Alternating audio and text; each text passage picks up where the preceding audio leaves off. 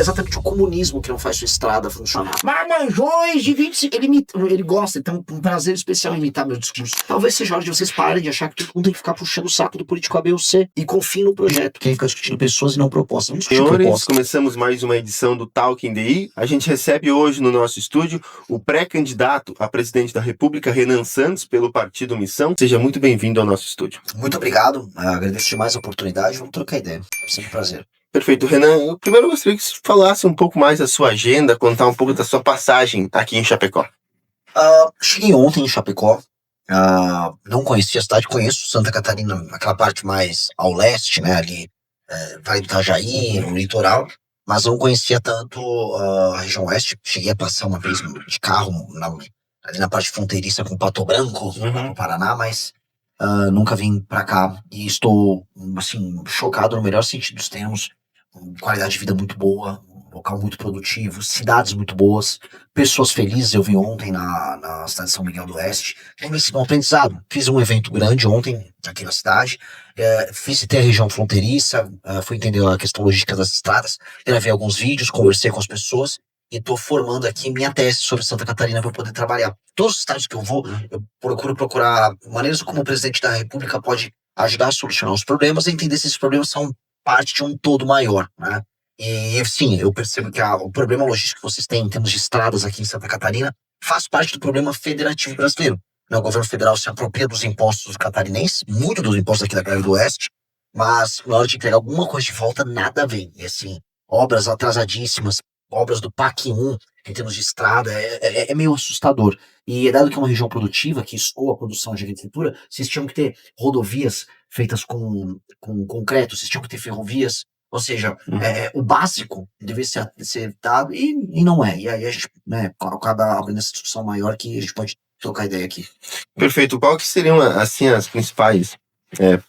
você já fez algumas ponderações, né, em relação ao Oeste, mas as principais ações que desenvolveria aqui em Santa Catarina? Aqui você tem um problema logístico grande, né? Primeiro, vocês estão numa área que está distante do porto, portanto, tudo que envolva melhoria nos modais rodoviários e ferroviários melhora a vida do produtor daqui. Tá? 2, aí em termos mais sistêmicos, a gente está falando de um lugar que tem indústria, você tem agroindústria, você tem agricultura, e aí as condições macroeconômicas brasileiras. Estou falando de dinheiro caro, que é a taxa de juros alta, eu estou falando de uma inflação que ainda é presente, ainda é aguda, eu estou falando do custo tributário muito complicado, estou falando de custos trabalhistas muito complicados, ou seja, uma inexistência de uma agenda de competitividade no Brasil.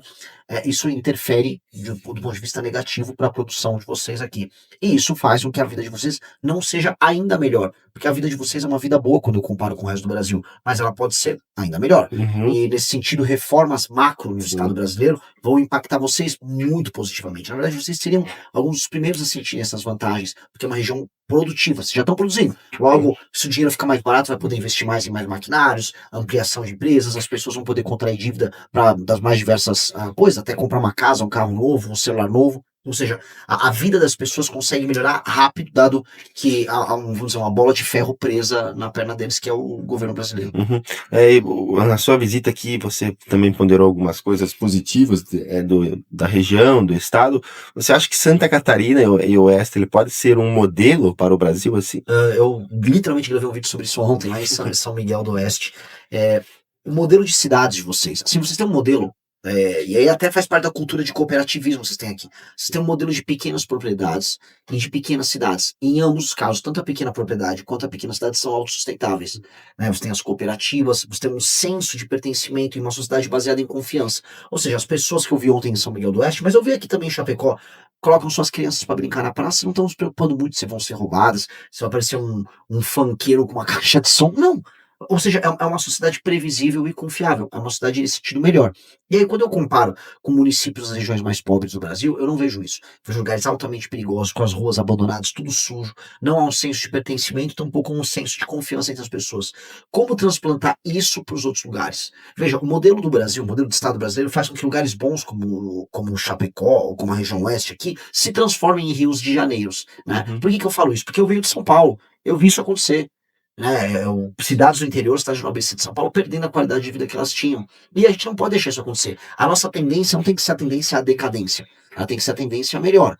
Então a gente tem que reverter isso, em especial nos outros lugares do Brasil onde a vida é muito ruim. Até porque são melhores lugares onde a vida é ruim, as pessoas não vão se mudar, não vão fazer favela em outros lugares, pessoas com determinados problemas não vão ser moradores de rua em outros lugares, você não tem essa pressão sobre os serviços públicos nos lugares que já estão indo bem.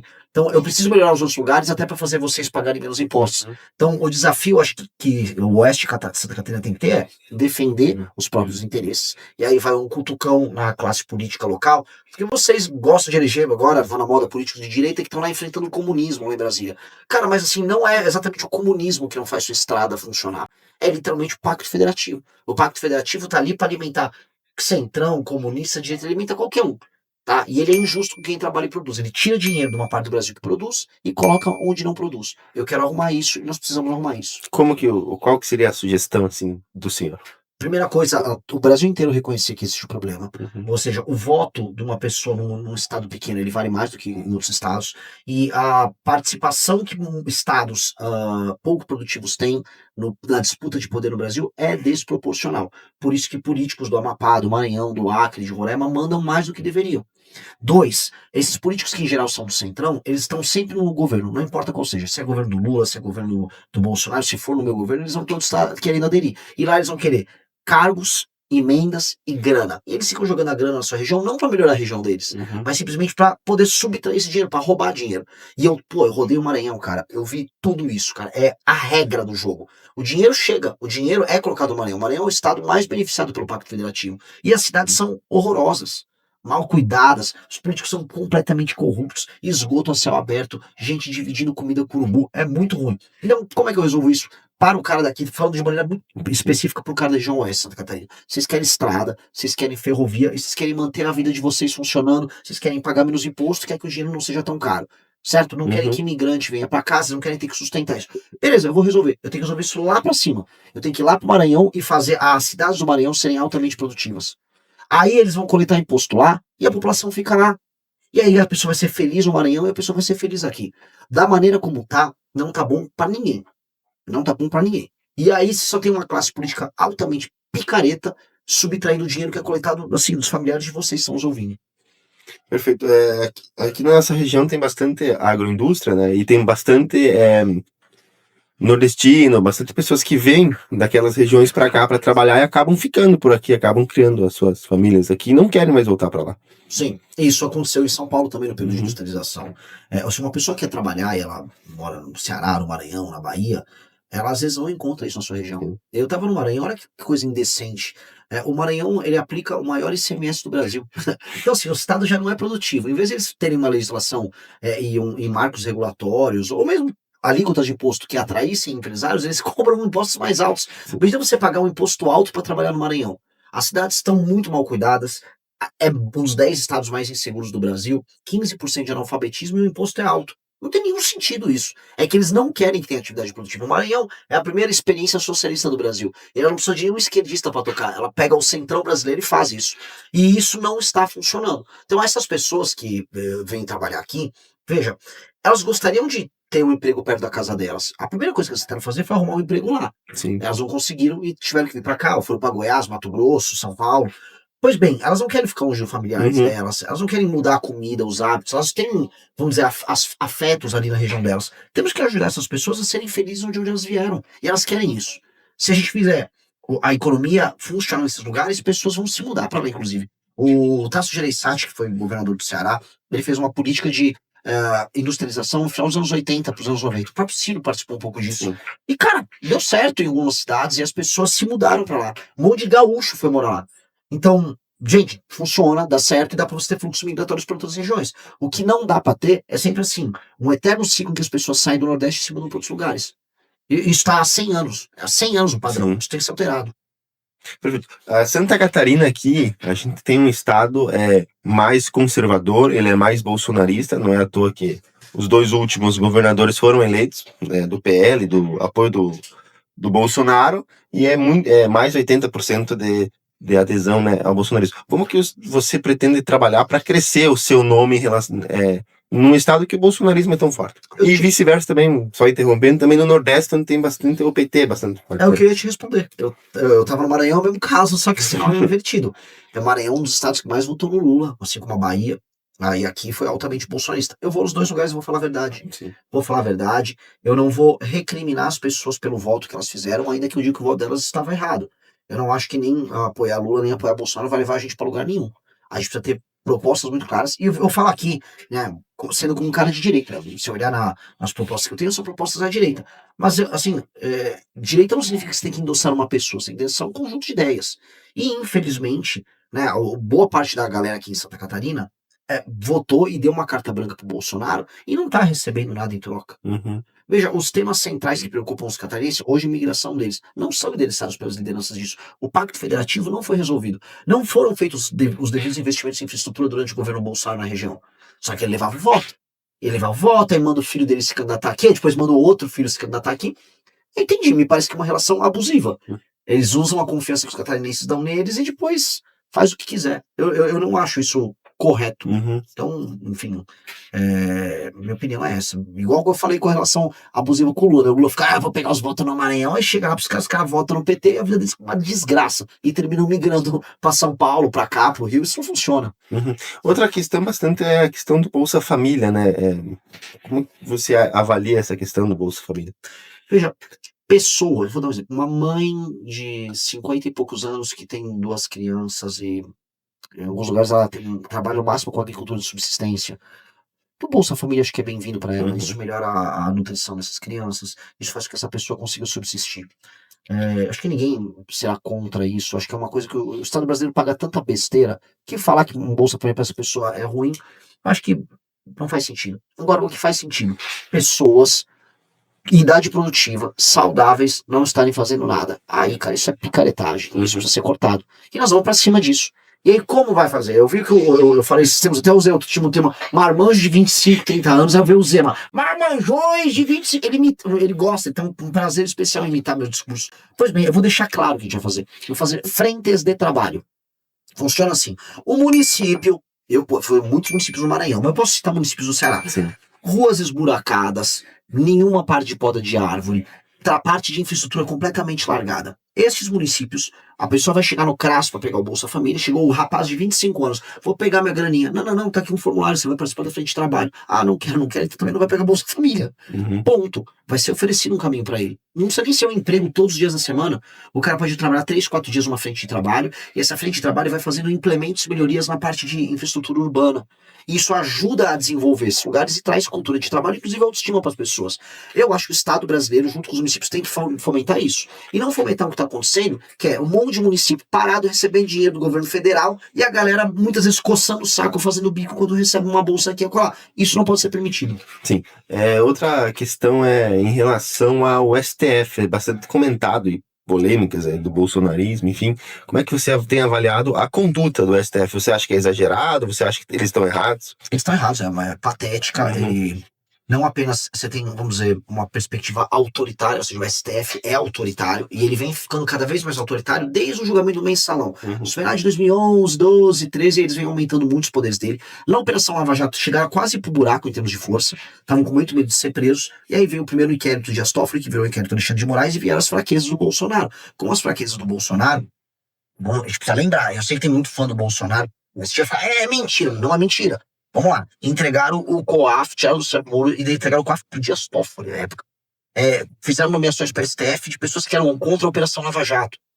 Colocaram um PGR que era abertamente contra a Operação Lava Jato. E o que aconteceu com isso? A Operação Lava Jato foi destruída. E à época o próprio Eduardo Bolsonaro comentou, é bom pra gente que o Lula seja solto. Lula terminou solto, terminou elegível, todos os envolvidos acabaram soltos, e a gente sabe que isso aconteceu porque o Flávio Bolsonaro foi pego no desdobramento da Operação Lava Jato por conta de dados que foram levantados pelo COAF, e esses dados que foram levantados pelo COAF motivaram uma ação que o Flávio Bolsonaro entrou junto ao STF, caiu nos Dias Toffoli, que livrou ele e livrou todos os outros da Lava Jato que tiveram provas coletadas pelo COAF. Depois foi alvo de uma ação do Gilmar Mendes, que, né, salvou ele. E não é que o processo lá da rachadinha ele foi absolvido. Não, nada disso. Ele só foi pro foro especial lá do Gilmar Mendes. Não ficou protegido desde então. Por isso que, inclusive, a família Bolsonaro faz campanha pro Gilmar Mendes. Mas por que eu dei toda essa volta aqui? Pra mostrar que o governo Bolsonaro permitiu que o Estado ficasse super poderoso. E agora a gente tá com um problemaço, que é uma figura autoritária como Alexandre, outras como o Gilmar Mendes, que tá pintando e bordando, perseguindo quem fala o contrário. E um congresso corrupto que não tem coragem de peitar eles. E eu nem acho que, vão agora ganhar vários senadores que vão peitar os caras. Eu não tô vendo o Senado fazendo isso. Igual do mundo ali tem muito medo. Muito medo. É uma desgraça. Como que fica em Santa Catarina a composição do Partido Missão? Nós temos lideranças locais boas. Nós tem um vereador de Joinville, que é um dos melhores vereadores do Brasil, que é o Matheus Batista, que está articulando não só uma chapa, mas as candidaturas para deputado federal, estadual e governador. Está lançando Marcelo Brigadeiro para o governo, apareceu com 5,7 das pesquisas, apareceu muito bem. Em Joinville, inclusive, ele apareceu com 12,7 nas pesquisas. E entre os mais jovens, a gente já está voando. Né? Santa Catarina é um estado que a gente está especialmente bem. E aí fica, até voltando para a pergunta anterior que você tinha feito, as duas coisas têm a ver. Como é que pode, os estados que eu estou melhor é Santa Catarina, que é um estado altamente bolsonarista, e Maranhão. Então, assim, eu estou invadindo o eleitorado do Lula, eu estou invadindo o eleitorado da família Bolsonaro. Em ambos os casos, não só nós, mas a nossa chapa, os nossos candidatos, nós estamos falando a verdade de maneira muito brutal, mesmo que ela machuque alguns eleitores. Sim. Então, quando eu falei agora aqui dos problemas do Bolsonaro que aumentaram o poder do STF, eu estou falando de algo que já tinha um bom eleitor do Bolsonaro ficar, pô, esse cara tá... Eu tô falando verdade. Assim como eu vou no Nordeste e falo do Lula.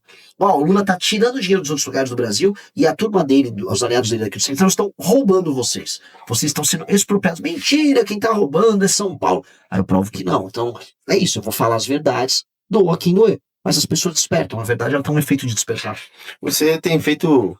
Tem um nome, você, o MBL, o Partido Missão tem bastante um nome bem forte nas redes sociais. Como que vocês planejam transformar esse engajamento nas redes sociais em voto? A gente já participou de muitas eleições, né? A gente já teve alguns deputados muito bem votados. O vereador nosso em Joinville foi um dos mais votados de Joinville. A gente sempre soube fazer isso.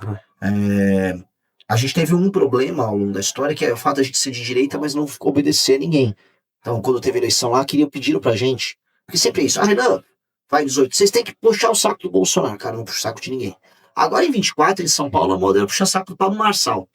Não, ele é muito bom, vocês têm que puxar o saco.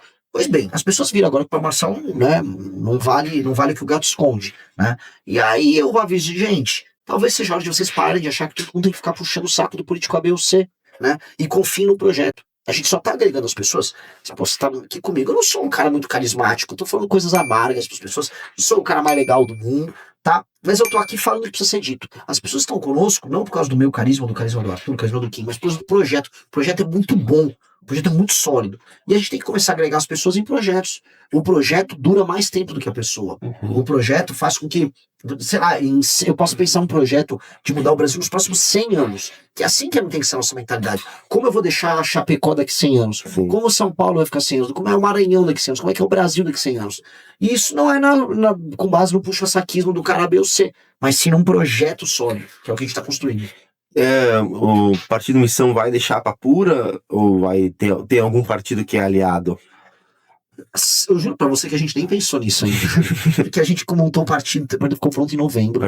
E a gente lançou a pré-candidatura a presidente, começamos a montar as chapas. Então a gente tá, tem um jargão, não sei se é comum aqui, mas aí em São Paulo a gente tá trocando do pneu com o carro andando. O carro tá andando, a gente vai arrumando, essa é uma discussão que vai ter. Porque conforme eu fui subindo nas pesquisas, já começou algumas lideranças partidárias querer marcar conversa. Eu não tive tempo nem de ter uma conversa, eu nem cheguei a avaliar nada. Eu só tô rodando o Brasil porque é isso que importa, é isso que eu preciso fazer. Sim, perfeito. Tem outra questão que é também em relação a essa polarização que tem no Brasil, né? Só se fala em Lula e Bolsonaro quando tem eleição, né? Agora é o Flávio, Bolsonaro. Como é que você avalia isso? Eu acho que nunca se falou tão pouco dos dois. Essa eleição, eu volto a colocar. Votei no Nordeste, eu sempre faço uma Nordeste, uma no Sul, Nordeste, uma no Sul, e no meio eu faço umas em São Paulo, Minas, Rio. E o que eu tô vendo? Eu não tô vendo esse eleitorado ultra-lulista no Nordeste, nem ultra-bolsonarista aqui no Sul. Eu não tô vendo. Eu não tô vendo porque também as pessoas estão cansadas.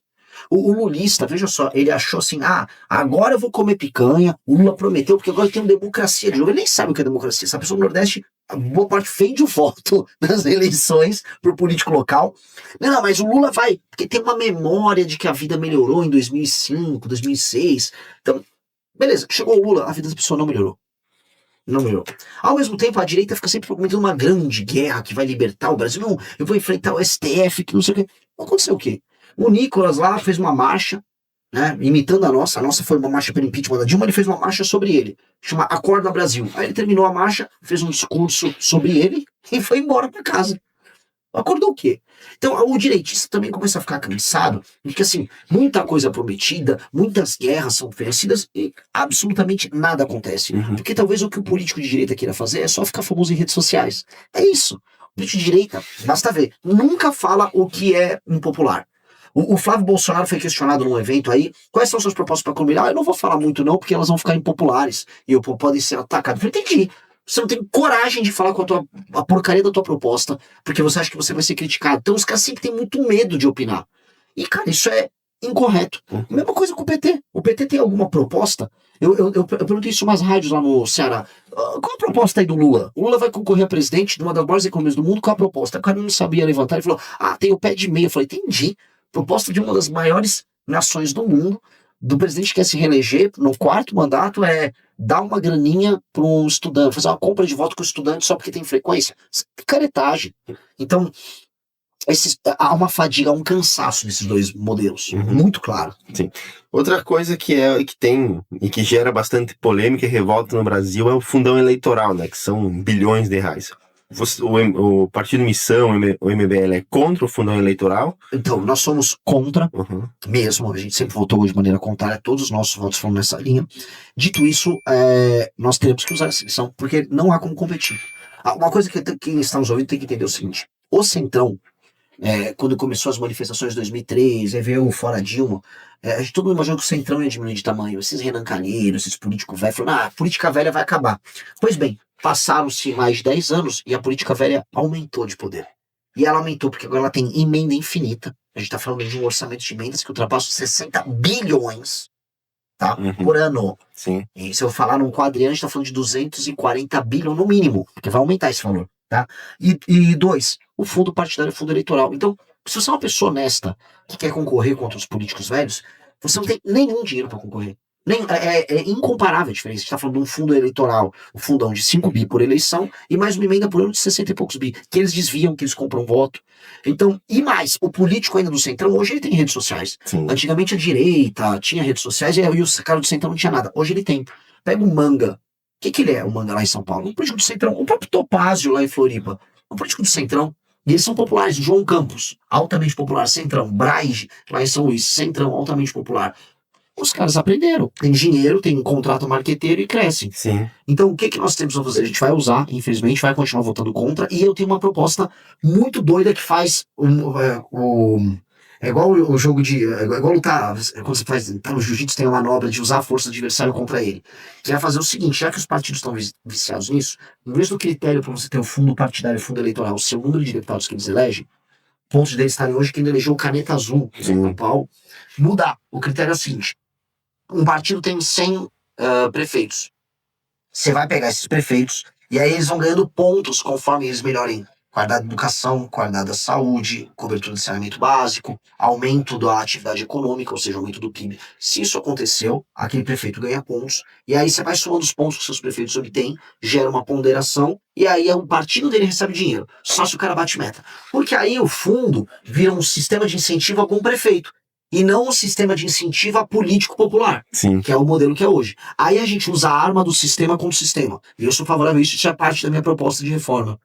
Perfeito. Quais são as 3 principais propostas e pautas definidas pelo Renan Santos? Proposta número 1, a primeira coisa que eu vou fazer antes de chegar ao poder, que é ainda em novembro e dezembro, uma super reforma fiscal para a gente deixar a parte econômica, não digo resolvida, mas andando, e aí para aí, ano que vem, já para 2027, andar com uma outra parte que é a agenda de competitividade. Então tem que resolver as contas públicas, e assim, é um monte de reforma, um pacotão que a gente já protocolou, que envolve mexer com o privilégio do funcionalismo, acabar com a Zona Franca de Manaus, envolve diminuir renúncias fiscais para setores que mamam dinheiro do governo, mexer com o BPC, mexer com Bolsa Família, fundir municípios, essa é a proposta 1.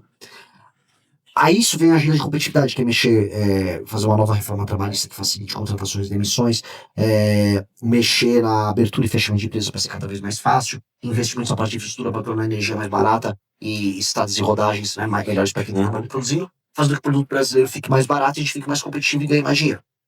A segunda agenda é a agenda de destruição do crime organizado, e aí essa eu vou fazer no dia 5 de janeiro de 2027, que é tentar nas áreas comandadas pelo crime organizado, Estado de Defesa, mudar as leis penais, as leis de processo penal, para acabar com benefícios como progressão de pena, saidinha, e tornar as penas muito mais pesadas, declarar, através da lógica do direito penal do inimigo, as organizações, as facções criminosas como organizações terroristas, e limpar-os do mapa em um ano. Então, o Brasil é um país seguro já no primeiro ano.